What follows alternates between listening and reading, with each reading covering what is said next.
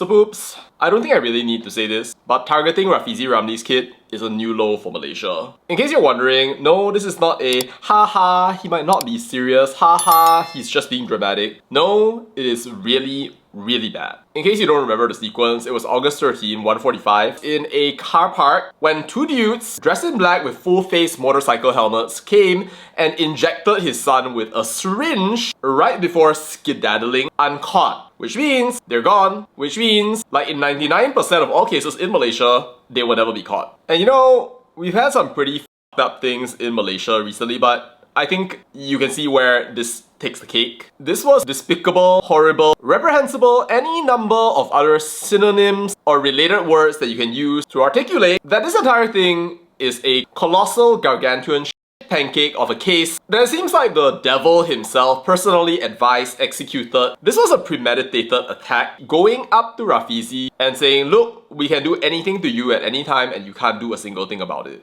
So poops, I think it's no secret that YB Rafizi doesn't get along with everyone. Definitely not UMNO ever since the NFC scandal. Probably not PAS either. Or Bersatu. A reminder to Ahli Parlimen Macang, should you take over the government one day, you'll be facing us on the opposite bench. And we have all the experience of going through ups and downs of trying to do reform. And we can shred you to pieces if you don't get it right.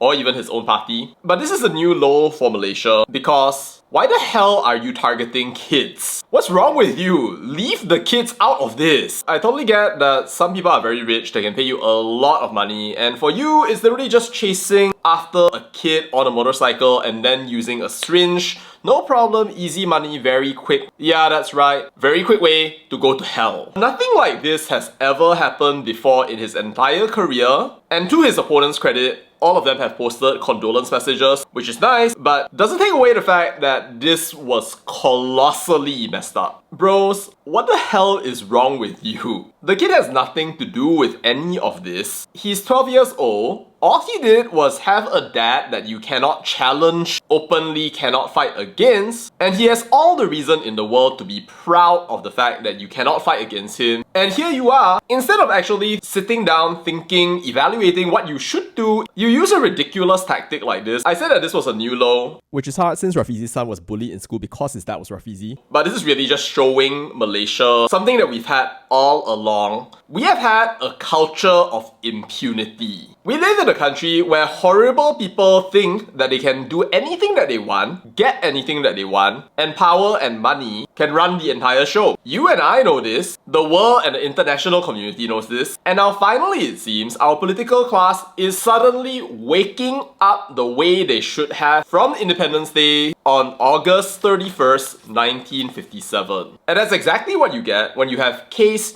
DNAA case, DNAA case. Yang Arif, please forgive me. I have 5 children. I kena tanggung diorang punya sekolah. Please forgive me. Hana. Bro, it is exactly because we have this kind of leniency that people feel empowered, facilitated to do the really terrible shit like this. Because they know that there will be no consequences, because they know that our enforcers in this country are weak.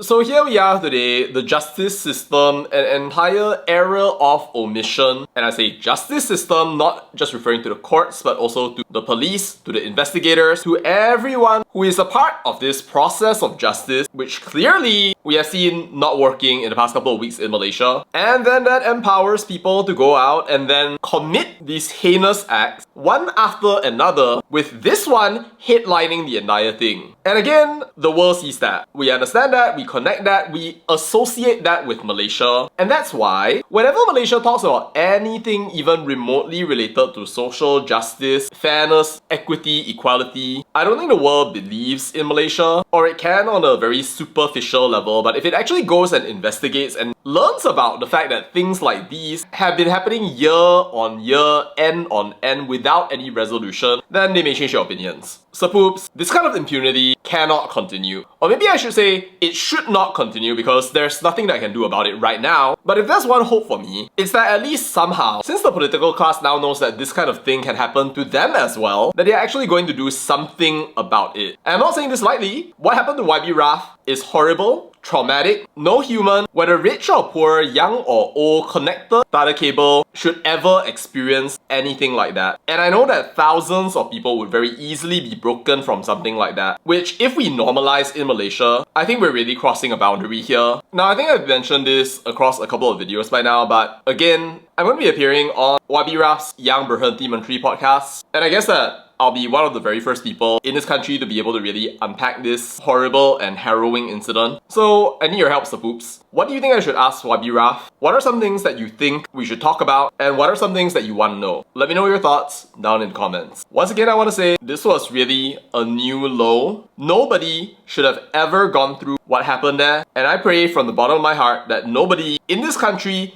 in this world, will ever go through anything like this ever again. Something that should never have happened. And to all of you crazy people out there, leave the children out of this. And if humans can't persuade you, maybe God can. Although maybe that doesn't matter to you because you're definitely going to hell. Alright, that's all I have to say about that, and bye.